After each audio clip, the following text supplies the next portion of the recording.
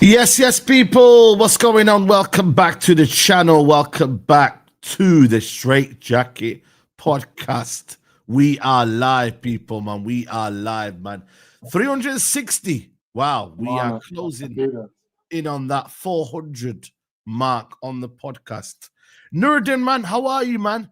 Bit of a gloomy day in Manchester. Not great. No sun. To be raining. fair, but it's raining, but it's not has the chill factor that yesterday had. Yesterday was cold. Yeah. When have I ever asked you to put the heating on in your gas? Never, you know me, never. I'm not a big fan of the heating, am I? Yeah, no. You were cold. Everybody knows I'm not. That's why I'd rather put layers on. I hate heating. It goes up my nose, man. It makes me quite ill. Gives me a headache. So I've got some allergies to the heating, man. You know. Yeah. I won't be great in Scandinavia, people. I won't be great in Scandinavia in the winter. But today it's fresh, man. It's fresh, windy. It's hella windy, but it's fresh. It's not as freezing as it was yesterday. So I'm happy about that. I'm glad to be here with you and Chef Musa. So it's all good. Yeah. Our reporter in LONDON. Yeah. South reporter. South London reporter. We've got him here. Yeah, we got him in. We can't hear you. We can't hear you. You're on mute. Yeah, mute. You're on mute, Musa. What are you saying? I said I bottled it, man. I let my brother-in-law go. Oh, okay. So was that his video? Was that his video then? Yeah. That was his first game. I was asking him what was going on over there. He said, boy, he thought that his first game was going to be a stinker. First half, he was sweating. Yeah. I was laughing. It was that bad. I went to hysterics. All I was doing was laughing my head off. Check the stream back. Yeah. No, it was a lot of fun, man. It was a lot of fun. Our first win together, Musa, man. It's been a while, man. I was watching. I was locked in. I was watching. I saw you, man, sweating. It was peak. As soon as fans came in, all of a sudden. We should have gone out, had a meal somewhere. Yeah. Should have celebrated, man. Should have celebrated, but someone said, "Hey, we are good as underdogs, man." That might be the theme, man. I did say to people, it was the week of surprises, and Man United winning now seems a surprise, whether you like it or not. We are the surprise, you know what I mean? So yeah, man, we got a lot to get into. There's news about Conor Gallagher, 26 million in January.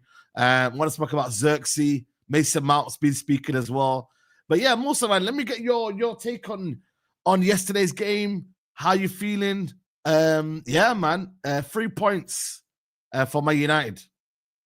We're in trouble, man. You know why it's peak for us? Because we're not able to enjoy wins. Because we have to be worried about the next game.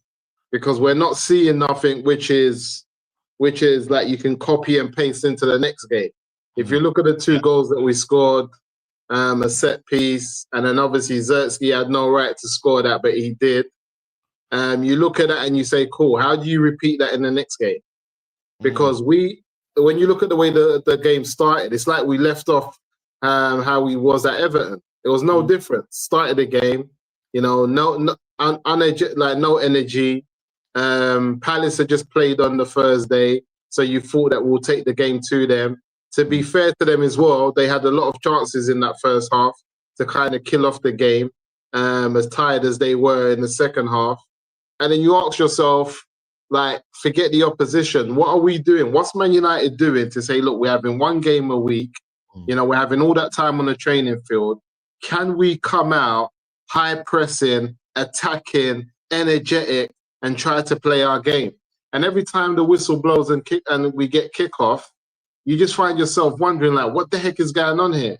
And so it's like, it's difficult because you're happy that we won, but then you're scared thinking, can we repeat this in our next game? Because you would want us to go on a run.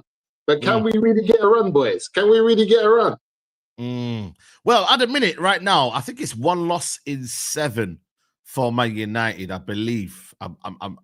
Let me know if the chat if I'm right or wrong. It is 1 loss in 7. And one winning 4. Yeah, 1 win in 4. So it's the way you look at it. One loss in 7, 1 win in 4. You know what I mean? So that's the way you kind of have to look at it in a sense of like, I get what you're trying to say though, Musa. That's kind of like some remix. Saeed's going on like DJ Khaled, man, remixing the way you look at it. It's the remix. It's the remix. Yeah. Remixing it, yeah? It's like the remix. As the football club people, we're remixers. Go ahead, Saeed. Yeah, we are. I think it comes down to, like what you said there, man. Like, I think manner in which we were winning games are important, because then I become a bit of a hypocrite in it, because I was cussing Van Ten Hag for the same reason. I cussed Ollie for the same reason of, I didn't like the manner in which we were winning these kind of games. But then it comes to people's minds that this Premier League, though, man, is it about style? Is it just about winning your points? Is it about just winning your games and worry about the consequences after, or worry about what it's perceived and how it's perceived after? That's what I look at it. I'm like, Premier League right now, you don't have to be great to get to top 4 now. You know what I mean? Look at Liverpool, for example. Yeah, we're level on points with Liverpool, but then it seemed like we didn't have a crisis, but yet they did. That's why I'm kind of a bit flabbergasted as to how. Because there is no side. There's a difference between the manner in how you win a game and the style and the style of how you win the games. Like Erik Ten Hag had a style of winning games. He won it in an ugly style. So we knew what the style was, but we all agreed it was ugly. But we knew that Erik Ten Hag's going to come out, he's going to play a certain type of way, and he's going to nick goals with certain type of players.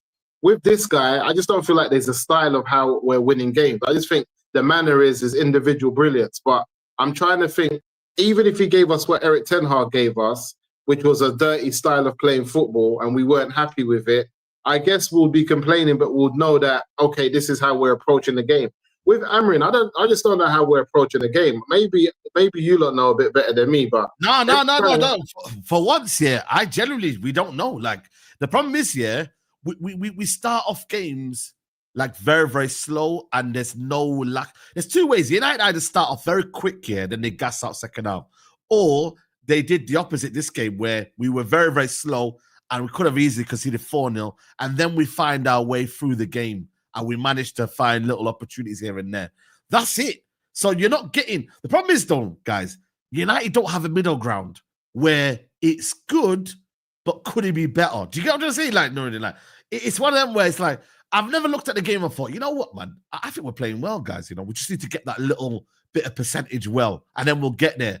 Where it's either bad or it can be, whoa, this is fast for Man United. We're looking a bit decent here. So I think that there's no middle ground with Man United. And I think Ruben Amorim hasn't created that.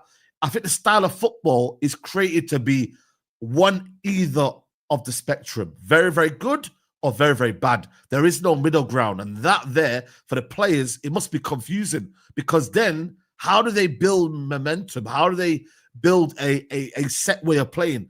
I should be looking at it, or you should be going to a game, Nuruddin, knowing what you're going into, what style, how you approach the game. You know, are we going to play at the back? Are we going to be direct? Are we going to try and link up the play well? What is the style? I don't really know the Ruben Amorim style. Like, genuinely, like... Saeed, but this is it. Saeed, I just want to remind the audience and remind you as well. He's the first team coach. This is the Ineos football structure. What is the game plan for Ineos football structure and the ownership? Let's get this right. He is just the first team head coach. That's what he is. He's not a manager. Ten Hag was a manager. Every other person we had before. I can't help think this is the Ineos way, though. This guy is different. But this is what I'm trying to say to you. So if Ineos signed the players, Jason Wilcox gets all of the photos with the lads, gets them to sign the deal. All of that is done. All of that bit of him is taken away from him. So they have to come up with a game plan. He's not coming up with a game plan by himself. That's what I do not. But I don't think it is, though. If you watch Jason Wilcox's press conference, he said, you know what? We're buying into the model. And he said that the model is what we've been showing right now. It's true, though, Nuruddin. He said that a lot of people don't give it credit for the 3-4-3. So really and truly, they're buying into Ruben Amorim's model. It's not the other way around, Nuruddin. I think you're wrong. I don't think this is the Ineos model. I must have missed that interview. Hey? I must have missed that interview with. When was that interview? I must have missed it. 2 weeks ago. And I listened to everything Jason Wilcox said it. Yeah, 2 weeks ago. About MUTV, when it was going on MUTV. Yeah, MUTV. Yeah. Liverpool. Yeah.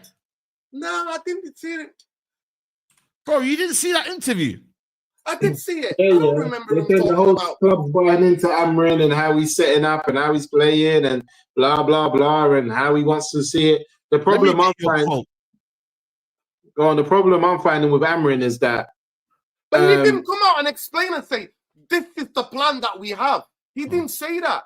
He didn't say, this is how we see football. Also, I'm the coach, and this is what we're going forward with. None of that is there, Saeed. None of that is there. He said something, though. He said something close to that. He said something. Honestly, man, I'm going to get the quotes here. Yeah, he said something close to that. That's what made me say I'm Wilcox out. I'm not going to lie to you. After I saw that, I was done with it. I realized Musa had hopes, you know. Musa had dreams and aspirations. Listen, everyone told me he was the guy. Everyone told me. Yeah, because I was gassed. Yeah, but everyone told me Wilcox this, Wilcox that, Southampton, Man City, blah, blah. Nah, I can't lie. They're lying to you, Musa. You should come to me. You should come to me. And I just give it as honest, as raw as the data is. I don't spice it up. I just tell it to you as it is. I call it as it is. That's what I do, mate. I call it as it is.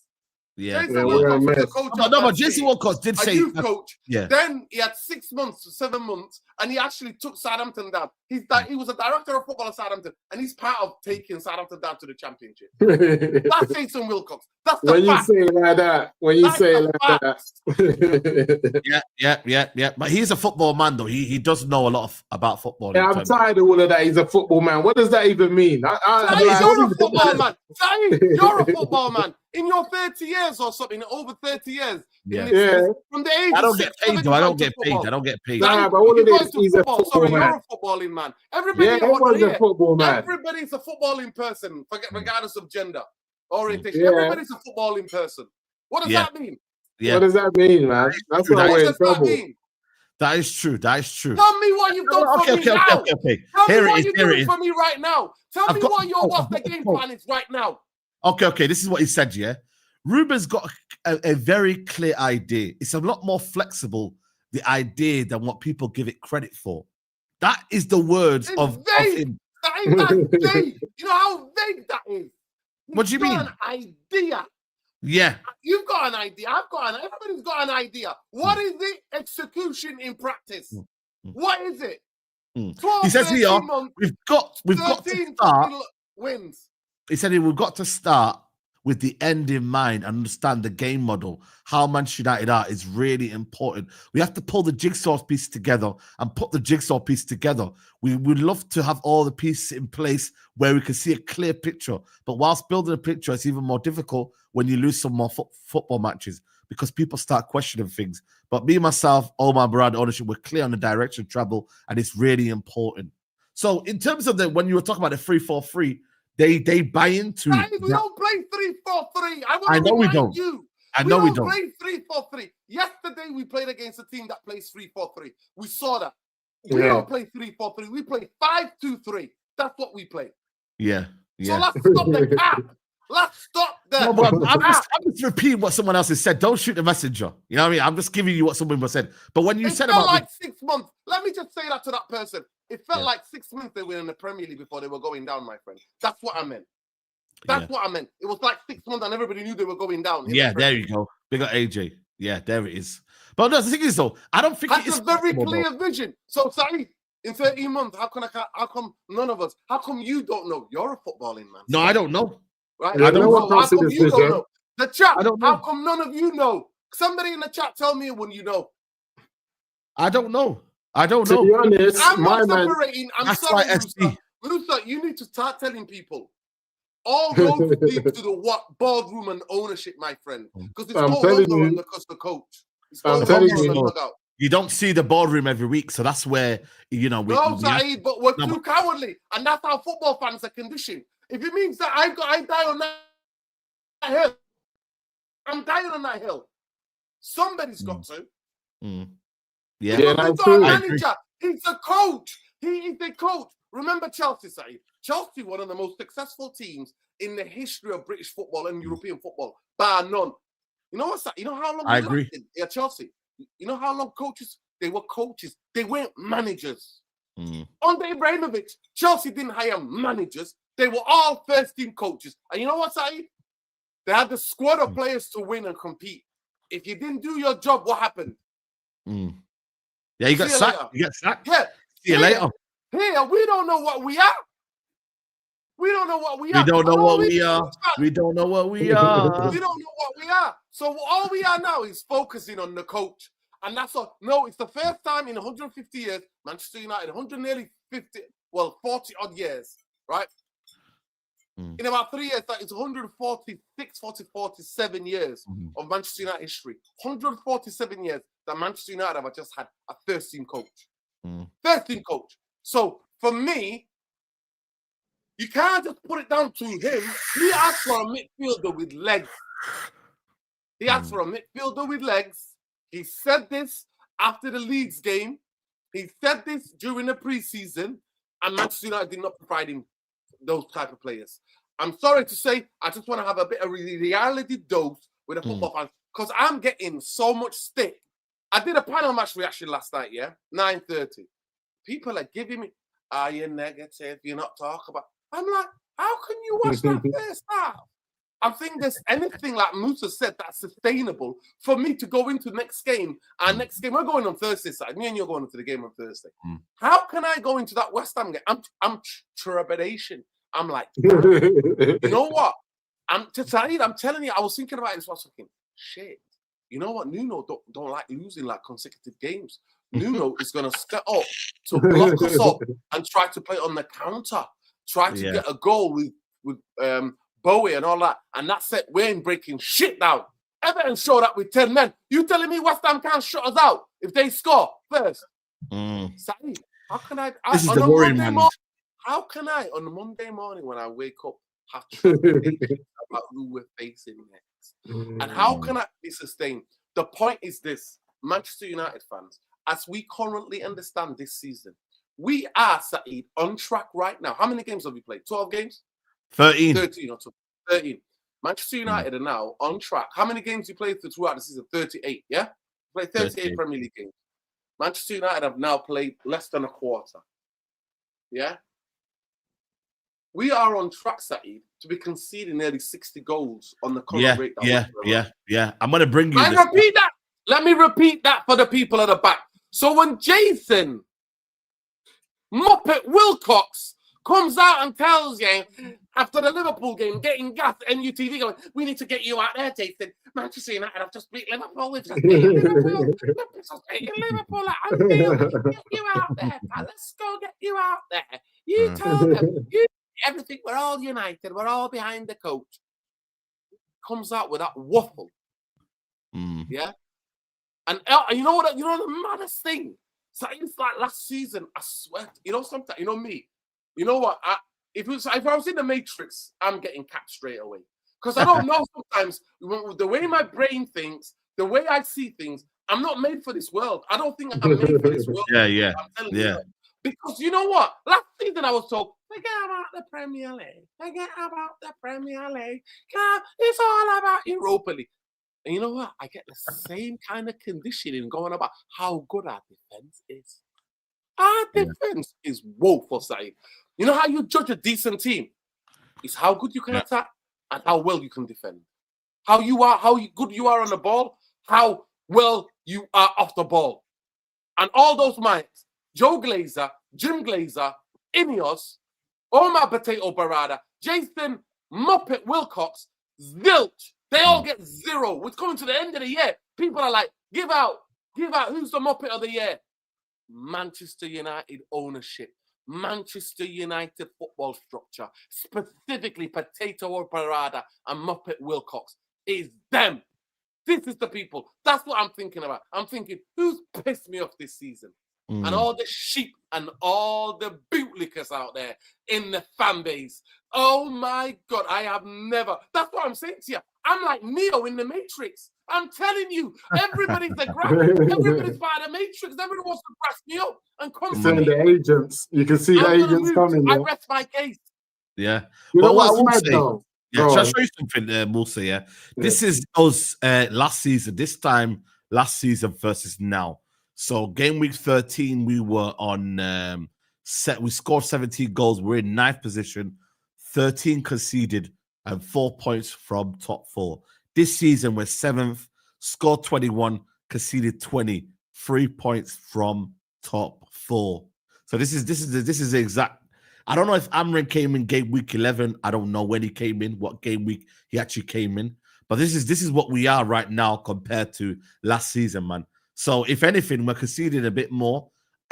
Similar from top 4 in that regards. And obviously the positioning, to be fair, the table is kind of mad at right now in a minute. But that's where we are at right now in terms of... So our manager got sacked for this last year. Yeah, basically. That's what I'm trying to say. So it's like, has there been improvement, or you know what I mean? Are we still like, you know, showing? Yeah, if the manager's getting sacked for this, if Amorim got a job last year off the back of these type of results, how does he still have a job? I think the biggest L is that Ineos came into the club, took all of that time to do their strategic review, kept the flipping manager Eric Ten Hag on until the following season, then to make a blunder of an appointment of Ruben Amorim. We didn't have all the data, the analysis, the reality. We didn't sit down in the meetings and the interviews with him and all of that.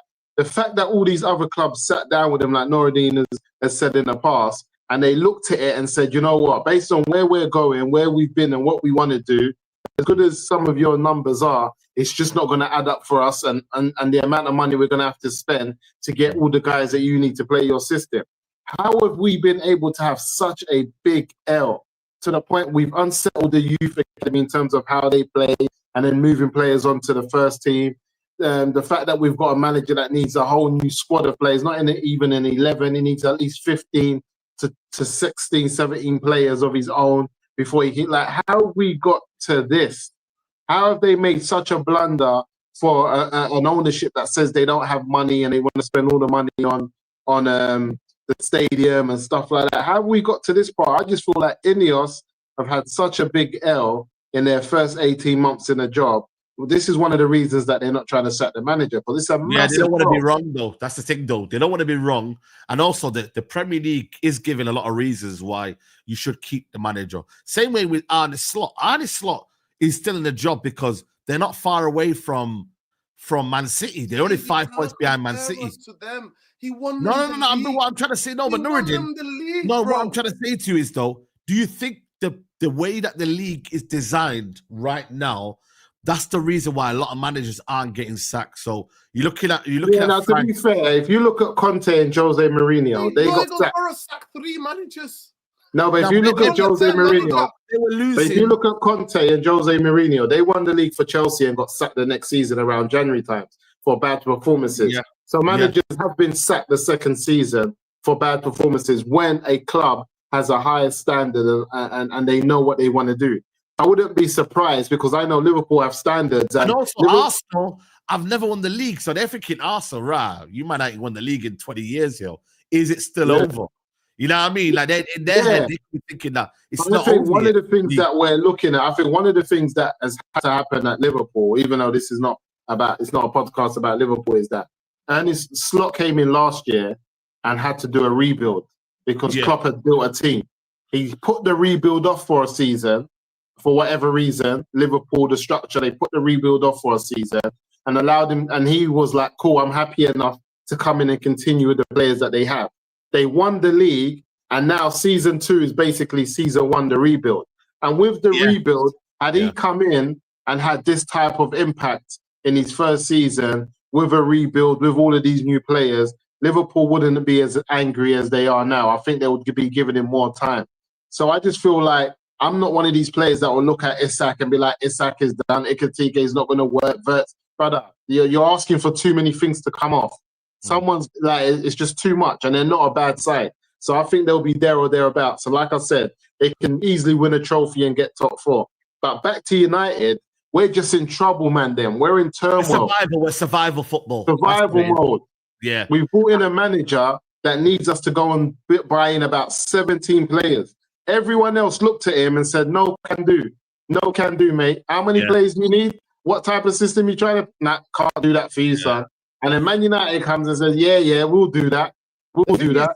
Yeah, that's what I'm trying to say. Like, I'm looking at it here and I'm like, when I look at Man United right now and I look at the sporting project here, listen, for me, I don't know why people are so in love with Ruben Amorim as a whole. Like, my thing is like, when I look at the project of Man United, yeah, to get into Europe this season, like, you know what I mean? Like, they've got no excuse. They've got one game a week. So in a sense, yeah, I can understand why they haven't really sacked Ruben Amorim, because they're looking at thinking, yo, we're still on course to get into Europe. You might not think it's the Europe destination you're going to. Imagine I say to you, yeah, Musa, Nuruddin, we're going to Europe. But you think Spain, you think Greece, you're thinking, yo, we're going to some nice place. But I can say to you, yo, we're going to, I don't know, man, like wherever, maybe the Napoli. I might tell you we're going to a different part of Europe that you might not like. I might say we're going to Czech Republic, but the destination is still going to be Europe. So the thing is right now, we're all kind of maybe looking at Man United thinking, yo, their ambition, because a lot of pundits here, they say, I see Man United as a top 7, top 6 club right now as it stands. Nobody rates us, man. So nobody rates us, but I'll tell you for free side, if Manchester United is not playing Champions League football next season, it's turmoil. I don't think that's going to be what Ineos want. They want just Europe. Listen, if we're honest with ourselves, Amorim's already said it. We have to be playing Champions League next season.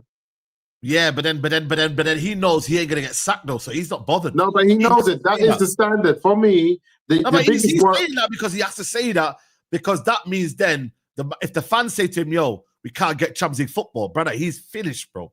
But that has to be coming from above. My issue with the situation at Man United now is that Amorim's still in touching distance of the top 4. As you can see, the league is kind of crazy. But my issue is that even if he manages to pull off a top 4 finish, playing madness, the biggest problem I have is that Ineos won't get rid of him.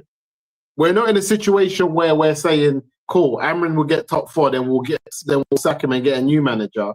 I'm hearing Amorim will get top 4 and he'll get given another chance. That's why it's madness. Big clubs will just sack him. Like, there's managers who've had jobs at Real Madrid, whatever, and everyone knows once the season's done and they finish 2nd or 3rd, the manager's getting sacked. Whether it's Benitez, whether it's this or that, like, it's already known that this is your last season. It's been made clear, and I think that it should be made clear to Amorim, this is your last year. You're not getting a new contract. We're not going to renew it. We're going to want to go down a different direction at the end of the season. Finish as high as you can and get out of it. That conversations need to be had. Yeah. Couple of super chats here. Big up to Barfi. He says, successful gaffers at United had backing for more than 3 seasons before winning something major. Alex Ferguson, Busby, what's Magnal? I don't know what that one is. You know that manager? Yeah, Magnal is the first guy who won us the league title. Okay, yeah. Everyone. It's the original DNA of us. Only 3 Is it the DNA? Do you believe that? DNA? Hey? Yeah, I can hear you.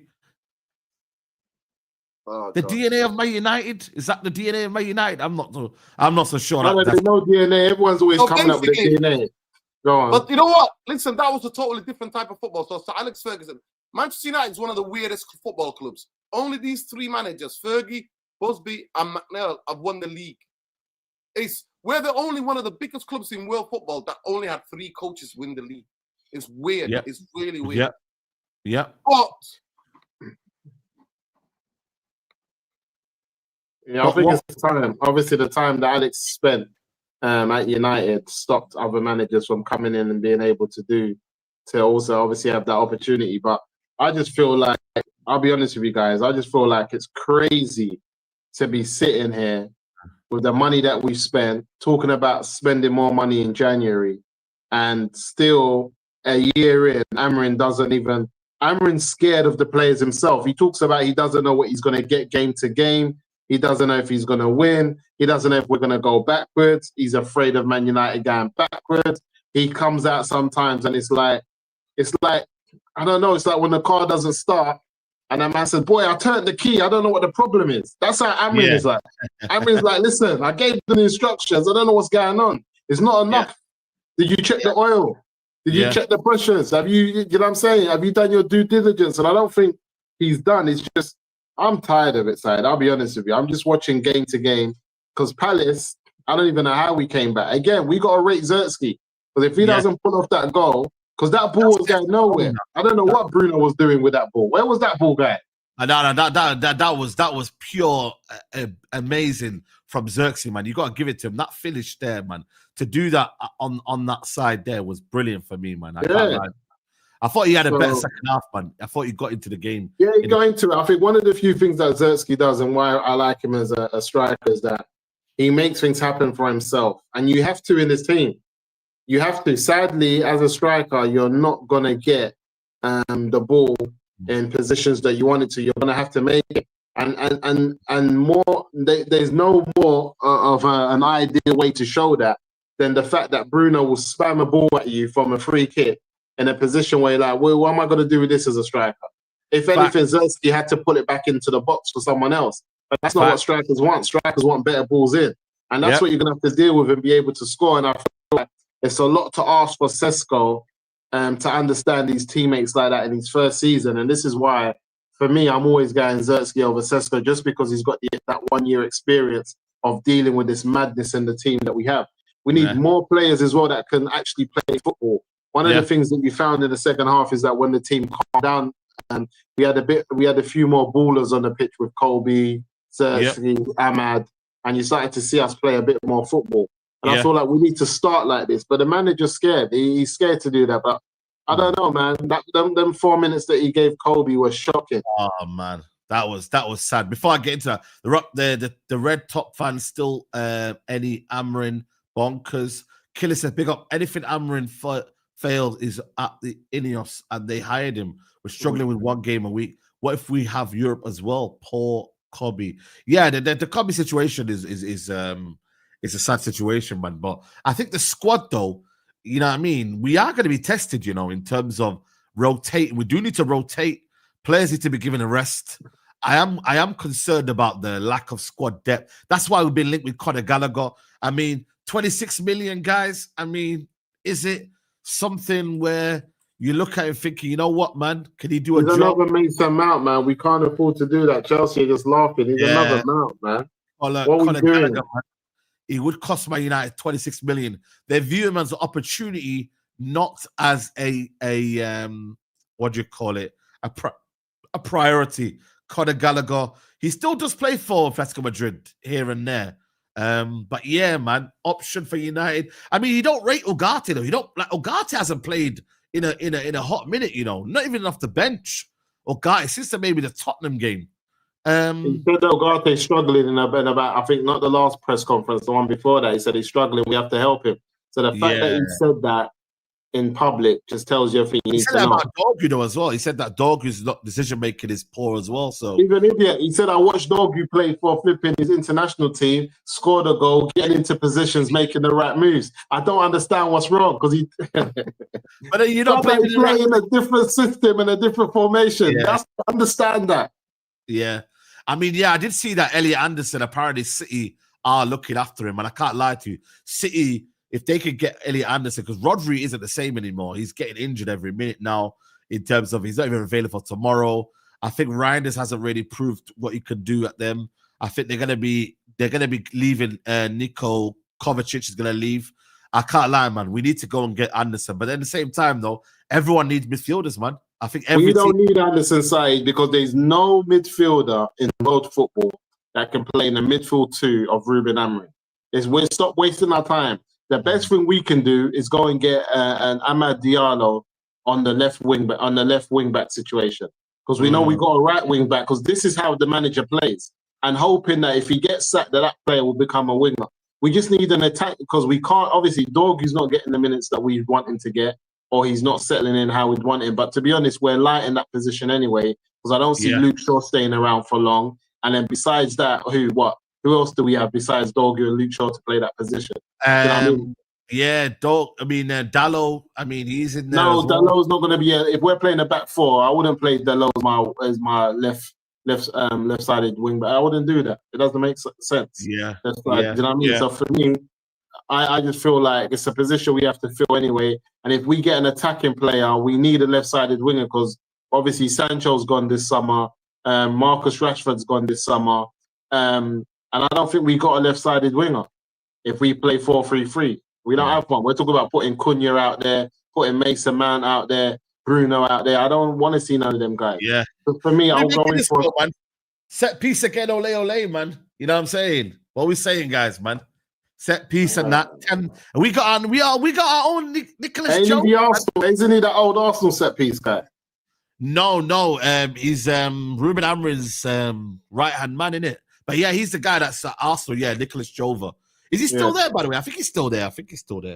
But yeah, man, 10 set piece goals this season, man. You know what I mean? Like Nuruddin, man, you were complaining about what is his role. Now you've got it, Nuruddin. You can't complain now.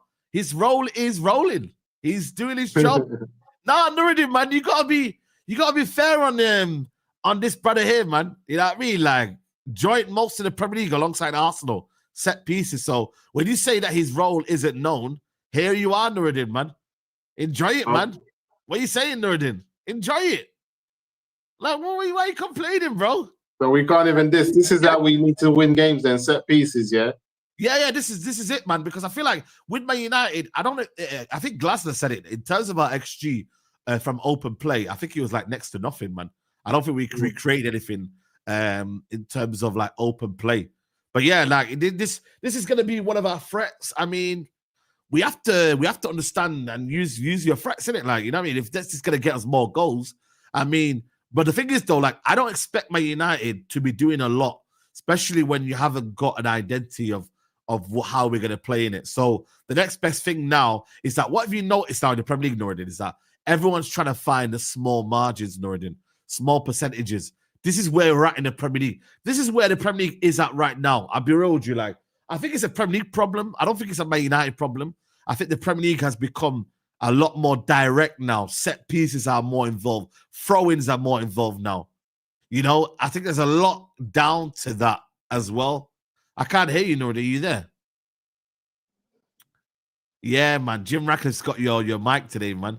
Everything was working well. Once he mentioned the Glazers and all of that, I think for me, this is where we're at right now. Like but the thing is though, when you look at it though, Musa, man, like this. Yeah, you could hear you now. Yeah. I'm not lying to you. People think that in the chat. I mean, no, honestly, something's going on with the I'll say this, Saeed. I genuinely, your set pieces are only sustainable as the teams that are opposition doing the amount of research how to defend against your set pieces. And that's what the last season Arsenal was scoring a lot. Still the corners there are threat. But there's certain teams, Chelsea sold, you leave 3 players out, they have to get 3 players out. And they weren't that massive threat. Chelsea showed yesterday how to be braver. So I'm sorry to say, after 11 months, if that's all you can give me, 10 set-piece goals, that is fucking laughable. Because that's not sustainable. That's not sustainable. I'm sorry to say, but that's not sustainable. Isn't it for this season, though, now? Yeah, this is this season. That's what I'm saying to you. It's this season. And it's also, no, do I give credit and say, yes, for years and years, Manchester United were just having gimmick of corners. Remember when we couldn't even score up 1 corner, right? Yeah, I remember that. Oh, yeah, I'm happy to see this. So I'm glad that they're keeping an eye on things. And Amorim let the cat out of the bag. He's like, we're studying because we're playing one game a week. So they're studying the weaknesses of set pieces where they can get things from teams. But that's not sustainable. Saeed, scoring goals from set pieces is supposed to give you that little bit of extra spice. It can't be the main. Saeed, you're telling me now, Manchester United, this is the main dish. This is the starter and the main, right? Yeah. It's supposed to be a little bit of that dessert sprinkle. You know when you get a dessert and then you have like cashew nuts, a bit of that sprinkle. That's what it should be. That's what set pieces should be. That bit of sprinkle. But you're telling me now. You're telling me it's the starter, the main course, and the dessert. That's what you're telling me. What this is? It's not sustainable. I'm sorry, people. Yeah, but the thing is, though, like, I think it's a Premier League problem, though, when you look at the Premier League right now. There's a lack of, like, intent to play on the floor. I think you got to look at, like, now, it's almost like the dark car era of the Premier League now where, you know, you can't do something that way, so you're going to do something this way now, and it gets you results. You know what I mean? And we're seeing now, what I see, was it Tottenham? Tottenham, we're doing some training drills, against at the Newcastle Stadium. I think it was in the Carabao Cup, and they were actually doing like set piece routines. I've never seen that before. Never. You know, you're normally having lots of shots. You're normally like doing lots of things that you're doing like just that on the ball. But now they're having to spend a lot of time now doing these set piece routines, bro. And you can see like Man United now have figured out a way, like, you know, to get, because we do have Casemiro, we do have Dillit, you know what I mean? As much as you say like you haven't got many tall players in the team, like you've got players who can hurt the opposition in that box. So, you know, this is what we are, guys, man. Like, if you look at Man United's like XG in the last couple of games, you tell me the assists or the chances we've had here, and you like, we're big chances, bro. I could look at Sesko chance being a big chance against Tottenham. I look at the Cunha, but then again, the XG of that chance here, let's be honest, bro. Cunha had to do a lot, though, to head it from there. What else is there? Against what's the team we just played now? Right now, Crystal Palace. Let's be honest, bro. What was our best chance from open play? There wasn't many, though, man. And the manager's seen that, and we're having to go long, man. Look at the throw-ins, man. We're doing long throw-ins from like, and I'm like, bro, that's not Ruben. That's not the idea. The manager said, yeah, I've got an idea. And he said in an interview, yeah, he said, yo, we're going to play this way, yeah, or we don't play this way, and in 1 year's time, we look better for it. Come on, man. That is not what it is. But then the greater need for a result is more needed. Right now, United need results. So therefore, you've got to then take back the style of play. You've got to say to yourself, you know what, man? Style of play right now isn't important. That's where we are right now, guys, man. And you have to admit that. You have to admit this is what we're at right now in terms of Manchester United. You know, so this is the finer details now. West Ham, games coming thick and fast. You just have to rack up the points. As much as we talk about every week, but at the same time, you don't get them 3 points here. Doesn't matter how well you played.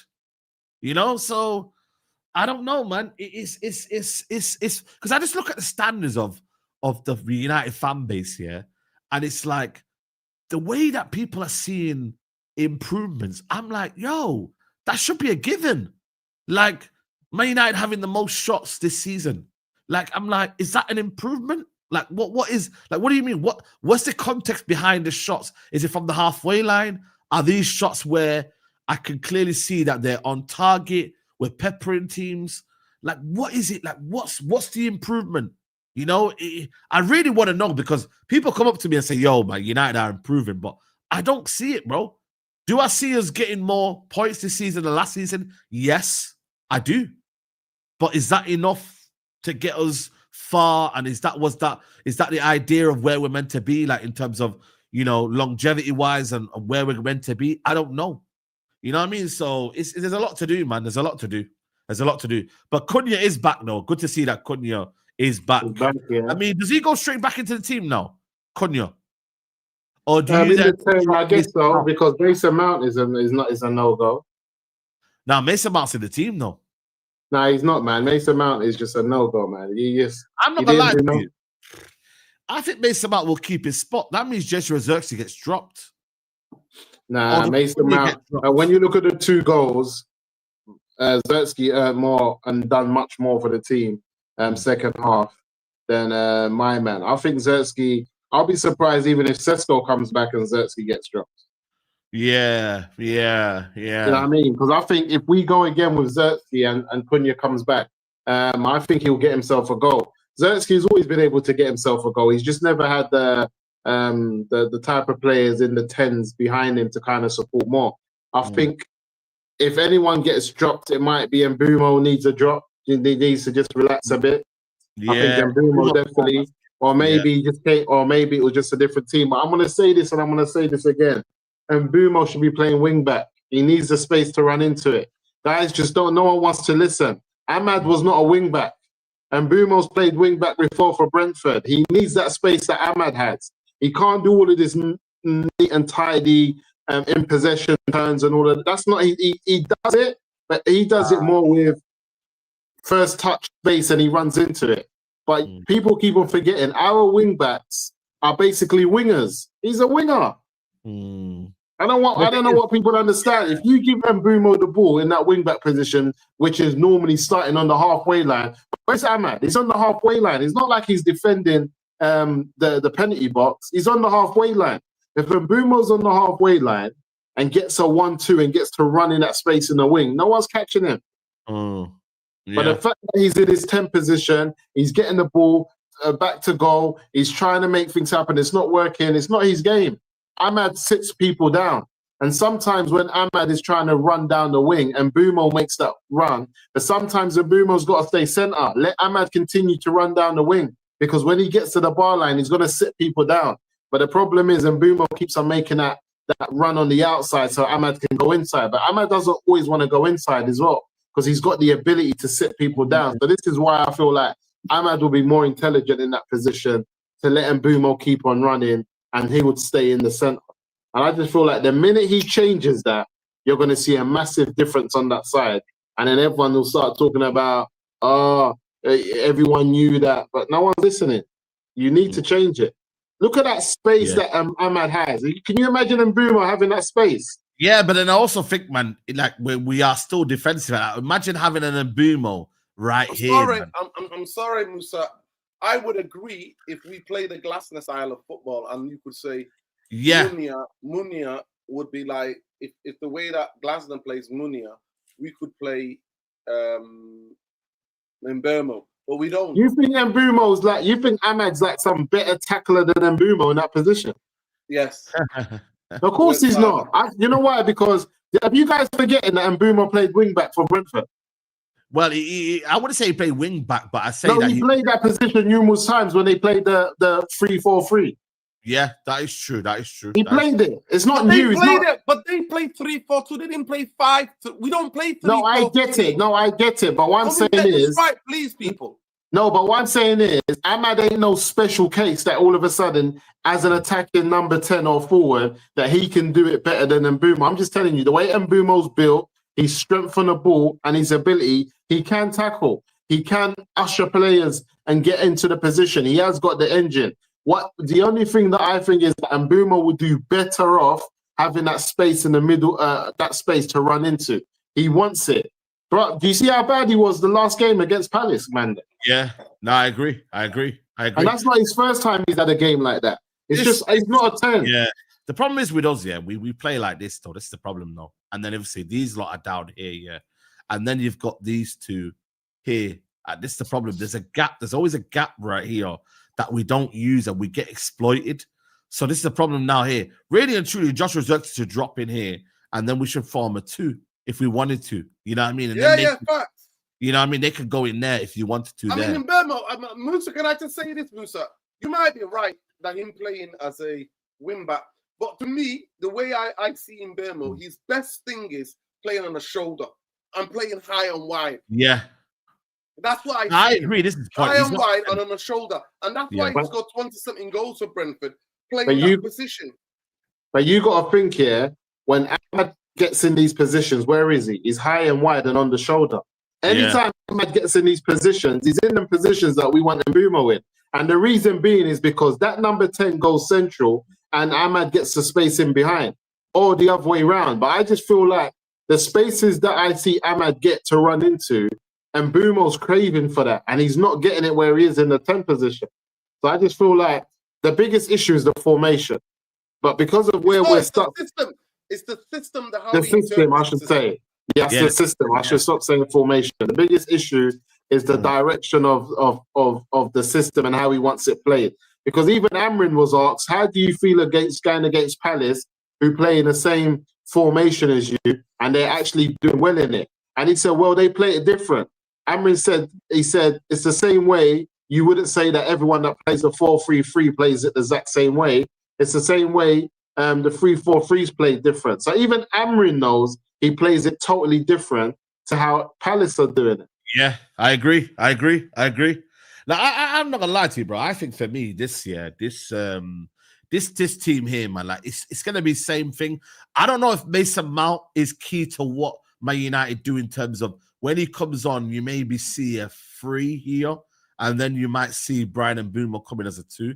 the Man United coming there because he always tucks in and helps out in midfield. So maybe, I don't know, Mason Mount might be key to Man United, like in terms of what we're able to do in our shape. When Conor is in the team, though, he likes forget to go the shape forward. side. You know why I say forget the shape? Because we need individual brilliance. So you need to look at yourself on that part. Do you have enough players that can win you the game on their own? All that shape stuff goes out the window. We've seen it game in, game out. You need to say to yourself, Cunha has the ability to win the game, and Bumo has the ability to win the game. Zertsky has shown again, and I said this before we even started, he has the ability to win the game on his own. Ahmad, you need as many as you can in the team because the formation and system, and all of that is out the window. Forget about it. Yeah, this is crazy, isn't it? 1 year later, we're still discussing the Amorim system and how it's interpreted. Wallahi, oh my days, man. That's the one. Like, yo, I'm ready to smash him out. Everything. 1 year later. Amorim system, it's in your system, I'm afraid. Oh, man, Nuruddin, man. Give it a rest. I'm sorry, Saeed. I'm sorry. I'm going to be like a broken record. Call me whatever you want. Abuse me all you like.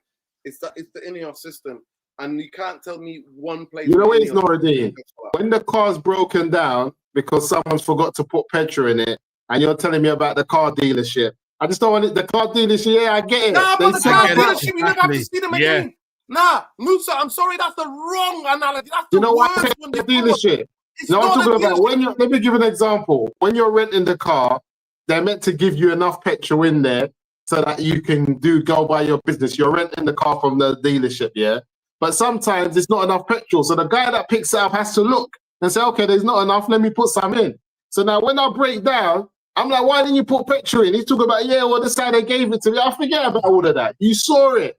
Amorim came in. He saw what he was given. He agreed to it. He's come in. He's picked his players. They've backed him. They've bought different type of players. And he's still there, like we said, 12 months later, talking about, are we going left or we going right? Well, how negligent they are. They're letting this continue to happen, Musa. Yeah, I agree. They shouldn't be doing it. I agree 100,000,000%. It's not even the renter. Listen, the car is the way the renter's not with it. I'm sorry, Musa. That's the bad analogy. I'm trying to think of an analogy. The analogy is that the guy is there every day with you in the same office, in the same thing, and you're doing the maddest thing. What the product you're producing ain't good enough to go on the supply line. It's not. But you keep putting a supply line and you're getting bare complaints from the customers. That's what it is. It's on the shop floor. You're producing this, you're packaging, Saeed, and then you're putting it out there for the customers to buy. And they're like, yo, yeah, that's what it would be. Yeah, but he's working against us. Listen, Saeed, imagine you working at the bus. No, that means he's working against us, though, Nuruddin. That means he's working against us. Cool. We know we got some balls. So who do you blame? So, Musa, who do you blame? No, but my thing is this. The person on or the people who are there every day watching him. Let me just explain something to people. By the way, he's allowed to be here for 40 days of the year, yeah? Jim is registered to Monaco, but he's here when he wants to be here. Omar Barada is at Carrington. Jason Wilcott's at Carrington. You know the manager's office, the director of sports office, the CEO, not that far from each other in Carrington, my friend. It's all open plant stuff now. So they're there every day. They see each other. I'm afraid you ain't. When you hire a car, the car dealership guy is there with his missus and kids, man. He ain't with you, man.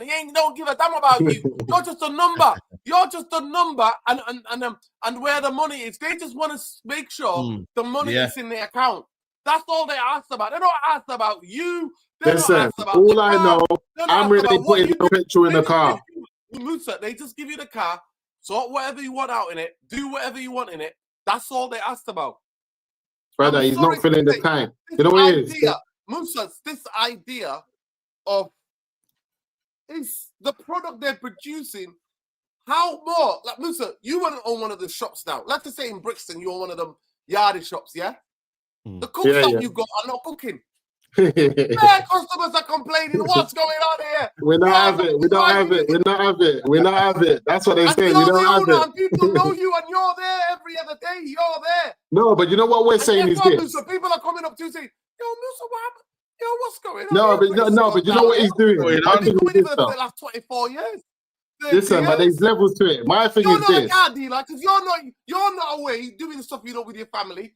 You're there at the shop. People know. No, but my problem is this. Yeah, Amrin's the chef, and he keeps on burning the plantain. He has to sort it out.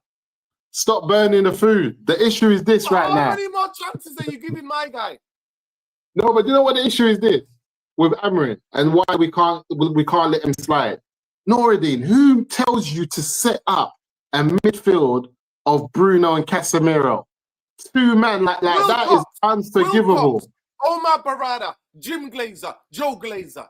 How about that for an answer, Musta? You're not ready for that answer, are you? Because that's what they've got. That's what he's got. That's who tells you. And actually, if you want to be 100% objective and be fair, wow, one Amorim, second. he said it and he screamed.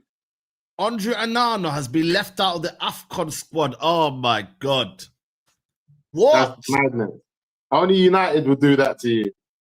Oh my God! Wow! That means and Boomer might go to the final now. We're screwed, guys. This is bad news, man. This is crazy. Yo, Etu, stop this cat, man. Get Onana back in goal right now. Etu's the president of Cameroon Football Federation. Yo, man. Yo, Etu, Samuel, get him back in now. Samuel, stop this. Oh, wow. Yo, he's actually dropped him, man. Wow. He's been who's the keeper then? Vincent Abubakar is a striker, isn't he? Yeah. Wow. This is mad. Yeah, and Boomer's going to be gone for a while, guys, man. But Onana's been playing well. What's all the hype? I bet they called him up. Listen, they know, man. My United juice, bro. You see United, yeah? Let me tell you something about my United, bro. My United, wallahi, I'm not lying to you. The fact that you say you play for my United, bro, gets you in that squad, bro. The day you say you don't play for my United, bro, you ain't in that squad, man. I'm telling you. We're in trouble, mate. We're in trouble. That's what I can days. We're in trouble, man. We are in trouble. I'm telling you. Peak. Boomer's gonna be there for the whole tournament now, man. It's peak. And Boomer, them man are chilling, Beleva. They're gonna be like, right after my man. I was thinking, you know what, to myself, you know what, man, if Onana can make mistakes here, we're good, man. Because they're in a very, very bad squad, in it. You get me? Boy, that is a bomber. That is a bomber. Big up to you, Just Waffle. It says, and Boomer wing back, man wants to let Amrin turn on our star boys into Pascal Chimbonda. Aye, shout out to Pascal Chimbonda, yo. He was a good right back, man. Pascal Chimbonda was a bad boy. Yeah, What's the player, Chimbonda, man? Big up. Yeah. And 79 says, Musa analogy is spot on. We hired a Vauxhall compared to getting a Ferrari. Low, Noureddin, relax and taking the atmosphere, FC. That's an atmosphere, you know. Wait, that's the new one. We just got to take the atmosphere. By the way, yeah, we played against Beleba, Wharton, and Anderson now. Who's impressed you the most? We played against all three now. By an absolute mile was being Elliot Anderson. Yeah, it was Anderson, because Anderson's been in his game, innit? He's been doing what he does, but listen, I know that Anderson will come to Man United and he will look like Scott McTominay region. Yeah. Because Man United is done. Forget Man United. Forget us. What we need to do. Man City, you know. You see what he did? He's followed Man City now, man. I know it might be just something there, but he just followed Man City. Saeed is going to City. It makes sense. I'll go to City. I think he'll go Newcastle or City, but back there. No, he's not going to Newcastle. They got rid of him. He's apparently. No, but from the breakdown of what happened with Newcastle, they had no plans and no ambition. He was meant to be a promising up and coming player for them. He's Newcastle through and through. Because that Liverpool deal fell through with my man. What's his name? The one up front, left-footed geezer. Which one? Liverpool. The deal that fell through. He was meant to be going Liverpool. The one up front. Oh, one up front. Which one's that one? Left-footed. He came from Everton. And now he's at Newcastle. What's his name, man? The one that scores all their goals for them. He was going Liverpool. He came from. You mean Gordon. Oh yeah, my bad. Yeah, Gordon. Yeah, Gordon. Yeah, he was at Everton. Gordon was going to replace Mo Salah. He's their long-term replacement for Salah. He was going to Liverpool, and when that fell through, because he's a huge Liverpool fan. Yeah, and because of PSR, Yeah, because of PSR, they had to sell Gordon. They had to sell somebody Newcastle. So when he got that big money for Anderson, they said he can go. But from what I've been told, he's always still connected to the club. Like he's through and through Newcastle. And Newcastle are not a bad team. I look at them and see what they're trying to do and where they're going and the football that they're playing, all of that European football. Like it's much better option than coming back to United. The Geordies love Tonali at this moment in time. They have to get rid of Bruno. What a player, man, Tonali. If I could get him, man. If I could get one Newcastle player. They'll have to get rid of Bruno Guimaraes because the Geordies love Tonali. Yeah, Tonali. Bruno Guimaraes not going anywhere, bro. Yeah. But listen, Beleba's fell off a cliff, man. You know what I mean? Like Beleba. Nah, he's calm. Nah, Beleba's calm, man. Bro, Beleba's fell off a cliff, bro, man. I'm telling you, man. I don't think he even played this today. Call us whatever you want. Me and Musa know how things work, man. Yeah. Beleba. The problem is with these young players, and where we are at Man United, and I feel like we like to build players up so quickly in one season and then drop them again so badly in the following season. I don't think Anderson, Beleba, or any of the players Walton that we've named are bad players. And I think if they go to another team, if Beleba goes Chelsea and does well, all of a sudden everyone will be like, oh yeah, Beleba, we knew it. Brother, but you didn't want him at United. United do this every time. I see it. We talk down about players. They go somewhere else. They do well. And then all of a sudden people start talking about, yeah, I always knew you was a player. No, you didn't, man. And that's the same thing that happened to Beleba. I can see Beleba easily going to Chelsea because they always pay the money that Brighton won. And he can easily start doing more. Though. Chelsea will not be out of this race for a midfielder. I can see Lavia potentially leaving Chelsea, yeah? And then what? They've only got Enzo Fernandez, yeah? To be fair, they have got a Sugo guy and they have got Santos. But these guys just want more, man. So they're going to go in for either one. Because Chelsea are following the Ibrahimovic model. You get quality players.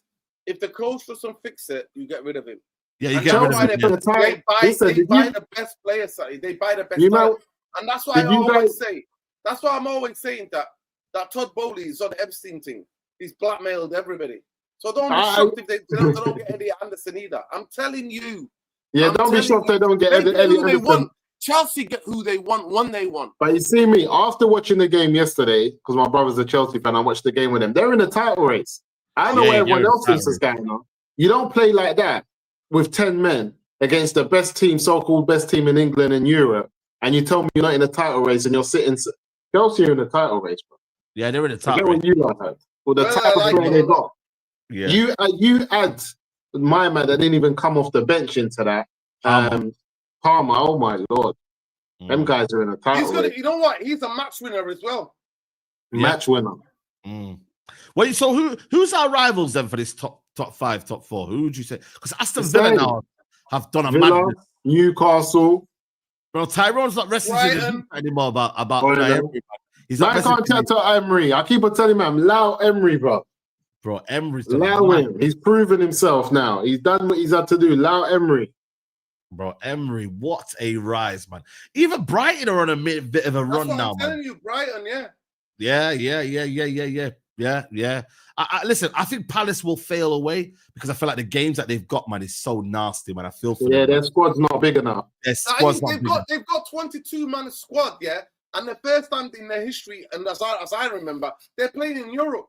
They haven't got they've never been in Europe. I watched it, man. It was damning. The presser. I watched it. We watched it together. When he sat down and he explained to them, they let me down. Yeah. He goes there saving money. You want people with cojones, you see, coaches like him have got an ability to come back here. And some United fans are trying to troll me going, no, he said that Glasner is better. Glasner is better. Look what he's done with Crystal fucking Palace. Yeah.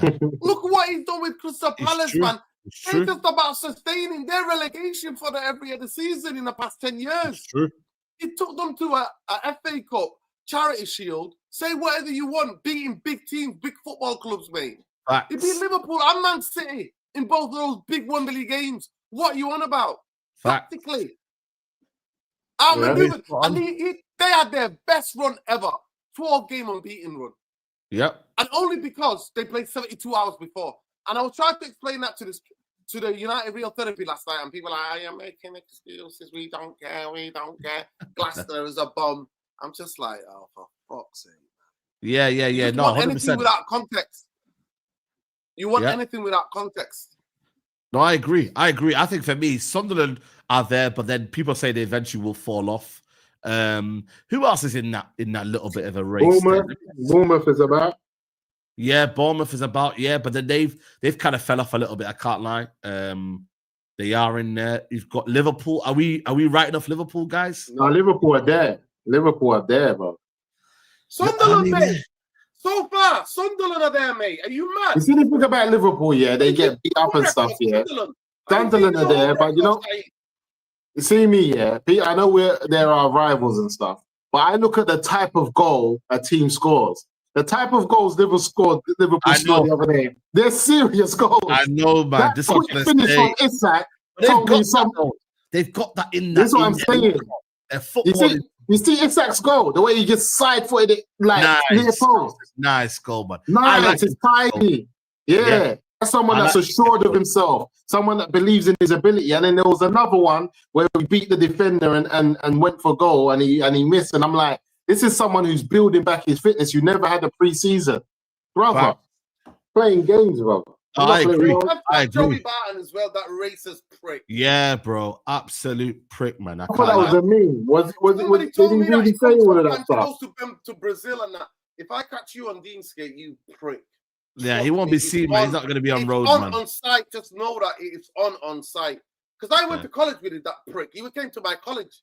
What, Joey Barton? Okay. Yeah. Him and Sean Clubs and I were coming to you kept that quiet. They were on Severian, Saeed. They were City Academy, but Severian, innit? They used to come Severian. Oh, did they? So Joey Barton was in the end? Saeed. Yes. Wow, man. This he won't come back. They would come in and do education, mate, at Severian. Yeah. I can't like someone needs to slap him. That's why I got a job at 16 side. I got a job on the Kipax. So I was a third side student, man. Yeah.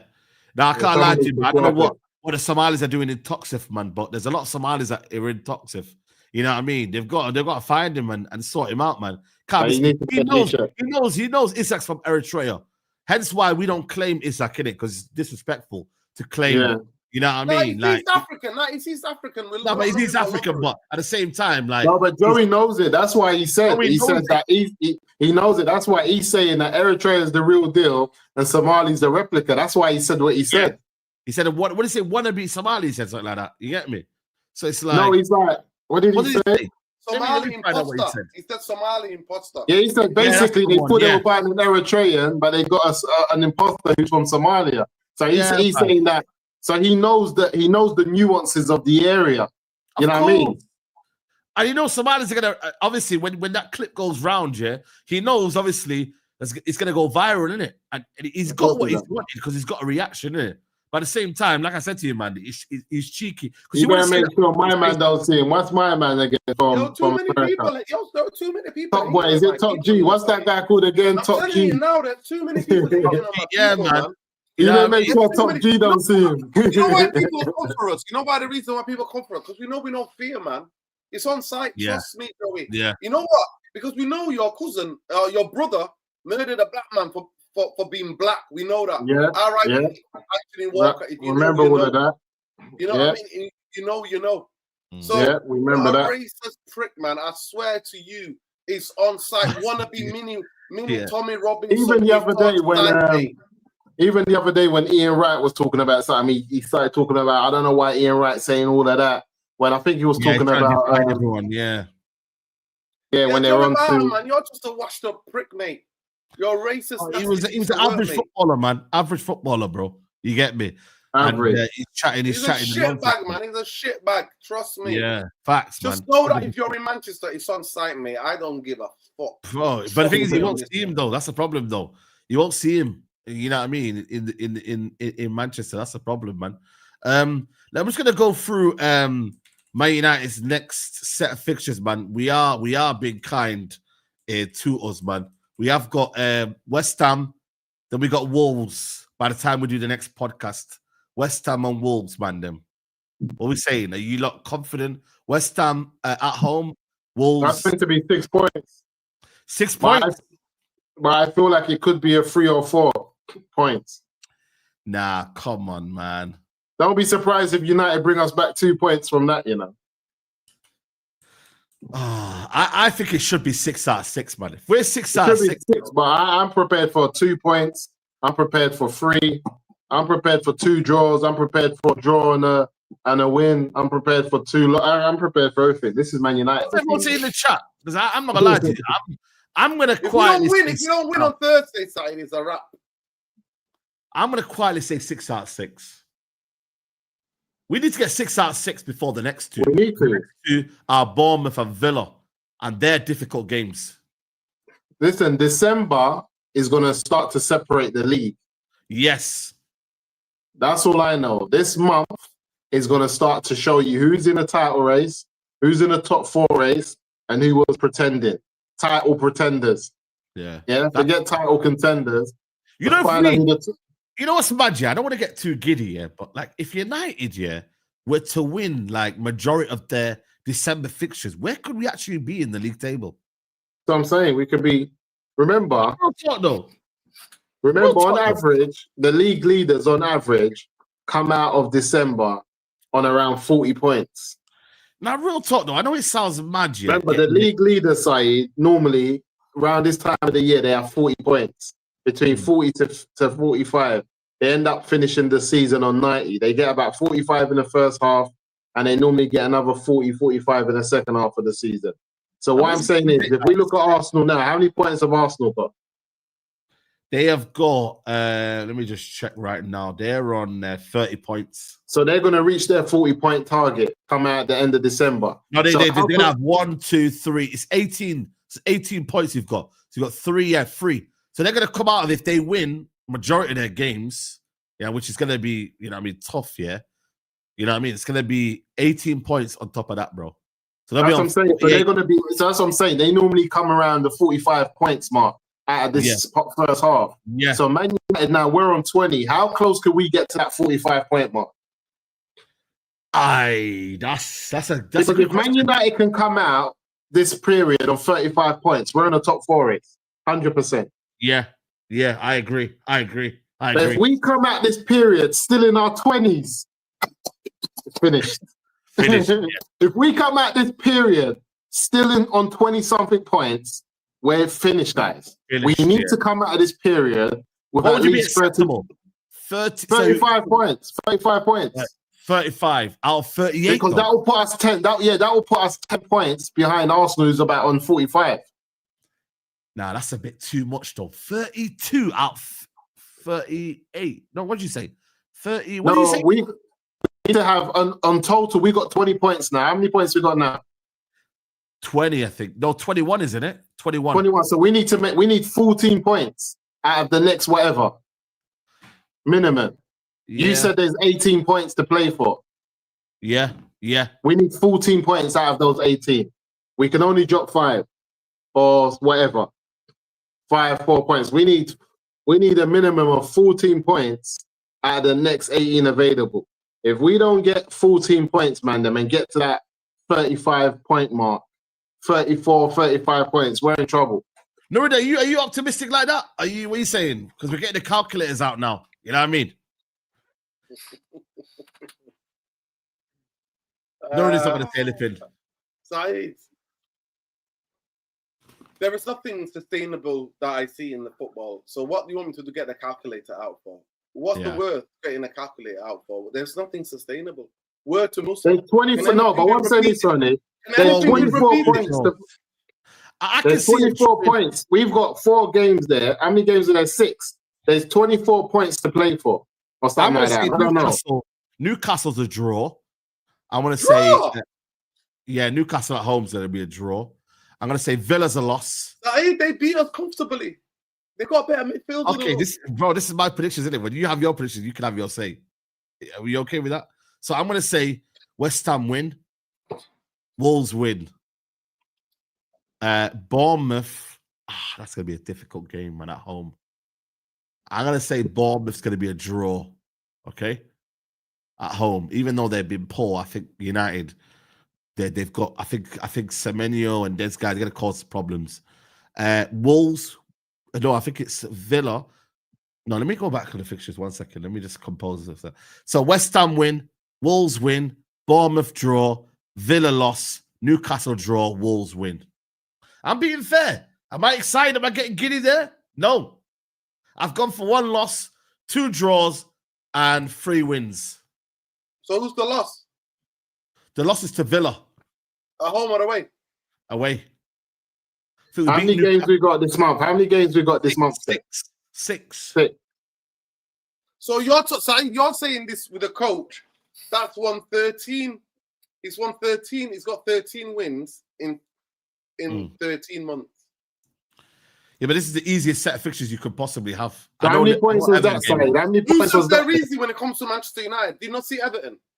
So how many points did you say we're picking up from the 18? Out now. So West Ham win 3. Wolves win 6. Bournemouth draw 7.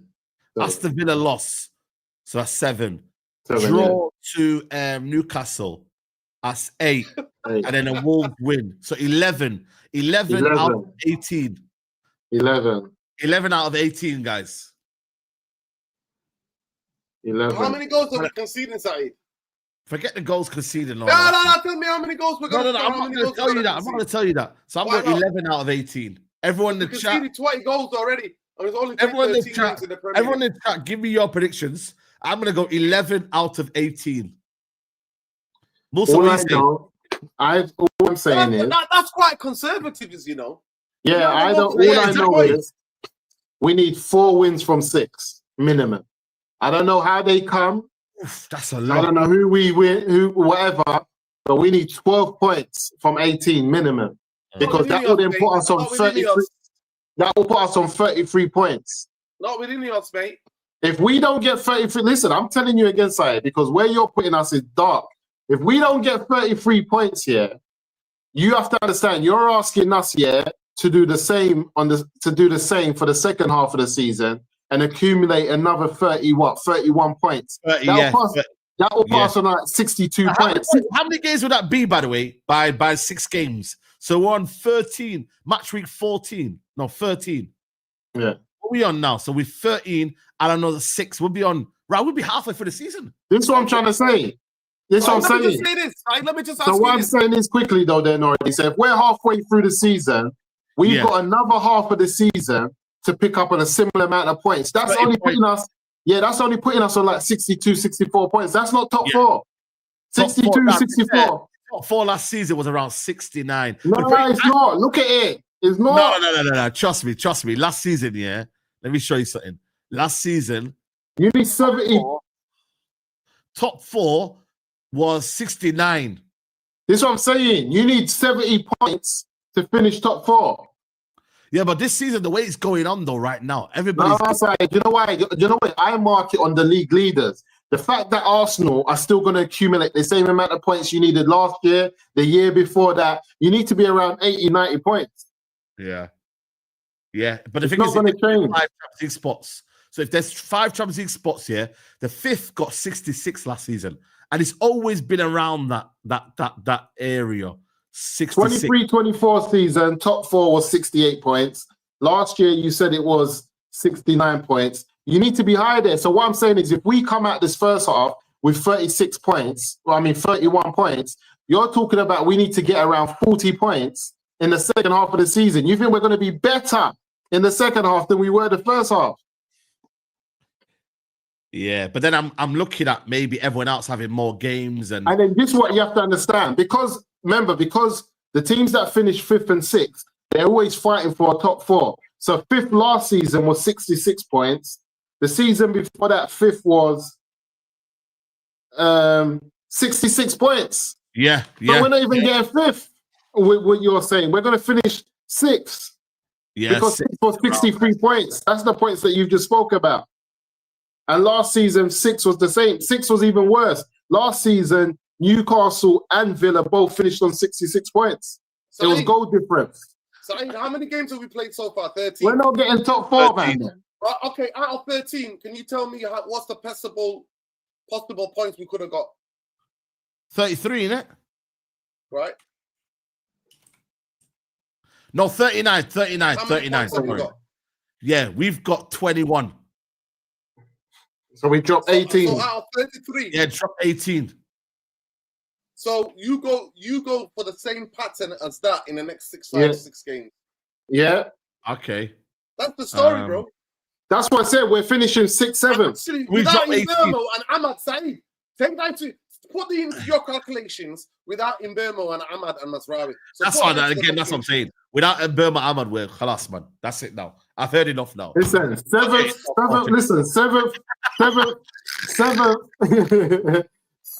Yeah, and this is what I'm saying to you, Saeed. Based on the points you won. No, because based on the points we're on now, Saeed, we're looking at between 60 to 65 points this season. And that's only good enough to finish 6th in the last 2 seasons. Yeah. So we're getting Europa League. No, big up to Zone. Yo, get that comment up. He says 21 Savage. 21 Savage. Yo, there you go, man. 21 We're getting Europa League. Nah, I can't lie, bro. That's what I'm saying to you. That's why Ineos are happy with Europa League. They're not asked. They'll take care of the Europa League because they'll get their revenue. But I realized it. The Mbeumo one made me realize Mbeumo being out and Ahmad for a month here. And now this Onana news as well. Well, we're finished. We're finished now. That's it now. That's it. You know what I mean? I just, calculate. Calculate back, man. I don't need no calculator anymore, man. You know what? Eric Ten Hag got sacked, on 60 points for finishing 8th with 60. And the maths you've done has taken us to 62 points. And how many, bro? And that season, I think we lost 14 games. The thing is, right now, though, we've lost how many games now? We've lost 4, I think. We've lost, how many games have we lost this season, guys? This season. Yeah. So, like I said to you, man, it's one of them ones where I don't know. Yeah, we lost 4. Yeah, 4. How many did we lose last season, by the way? By this time last year, how many games did we lose, by the way? Does anybody know? I don't know how many we lost. I remember last year we lost 20-something games. Last year we lost 18 games. We lost 18 games last year. Yeah, but how much by this time last year did we lose, though? In week 13, I don't know, man. At least 3 or 4. No, wait, we were... Can't be. So you say Ten Hag got sacked for losing 4 games in the first 10? It might have been. We lost 9. What? Did we lose 9 by this time? No, we didn't. Out of 13. No, we didn't. Not out of 13. No way, because you just showed earlier that we had similar amount of points this time last year. Yeah. Nah, we didn't lose 9. That's a cap. That's out cap. of 13 games. We didn't lose 9. No. We would have been in relegation. That's relegation. That's the cap. Yeah, let me know in the chat. If you can let me know in the chat, you know what I mean, where we were last season. We were around this time next year. We were 9th in the table. We were 4 points away from top 4, Saeed. Yeah, that's what I'm saying to you. We were probably around about 6th or 7th. Yeah, around there. So you get me. That's what I'm saying. This is what I'm saying. Ineos' standards now is all over the place. So you've sacked the manager for being 4 points behind top 4, but then. But you know what it is, though? They realized they made a mistake and they had to rectify it. Now they're not doing that same mistake. So let's see, man. But anyway, there we go. I've said 11 out of 18. What have you said? I said we need 4 wins. We need 12 points. 4 wins, 12 points. There you go. Nuruddin's to say, you know what? 1 game at a time. I think we're gonna get 10 points. To be in a top 4 contention, we need 12 points to our 21. That will put us there. That will put us on 34 points. On the current rate, out of the next 6 games, was it 5 or 6 games? Was it 5 or 6 games? 6 games in the next until December. Okay, so we're going to get 10 points. So this is why now you can see how important that Everton loss was and all these other silly games. I know. The Everton lost one. I'm worried about West Ham. I don't know about you guys. No, I think we'll be all right. Paqueta's out, man. I think we'll be all right, man. Are you sure? Yeah, there we go. AJ says 4 wins, 4 draws, 4 losses. That's what we were on. Yeah, I said 4. I knew I was right. It was 4. But we drew a lot of games. Because we were the draw 4 wins, 4 draws, 4 losses. We loved to draw with Eric Ten Hag when he was struggling. We won't lose. Now we've got 6 wins, 3 draws, 4 losses. So yeah. I'll ask the question. If West Ham score first, are you confident that we're going to break them down and score? To score? Go to Musa first. I think we can do similar to what we did. For me, if our individual players turn moment up, of brilliance. Yeah, that's Moment it. of brilliance. Yeah, but that's what we moment are of now, man. brilliance. This is what we're gonna have to do to the end of the season, man. It Yeah, is so what when it is, you guys. ask me the question, do I believe that Mbumo can win us the game, plus someone like, I don't know, Zertsky Bruno, or even Bruno in there. Bruno. Yeah, I do believe. Do I believe we could get a penalty? I do, but all of this is just hoping. Yeah, I know. That's what I'm trying to say, man. I feel like for me, you gotta just but because of the quality of player we have this year compared to last year, I have more belief in my that's hope. what Toby said though. Toby made it a while back. He said, "Yo, the only difference this season is that United have better players to figure out the differences between what happened last season and this season. So the Mbumos, the Cunhas, you know what I mean? They're a bit more, they're better than what they had last season as a Garnacho and them. You get me? So, but now the Mbumo AFCON thing is crazy. Man, so, yeah. And Mazraoui was just starting to play well as well. Is he going?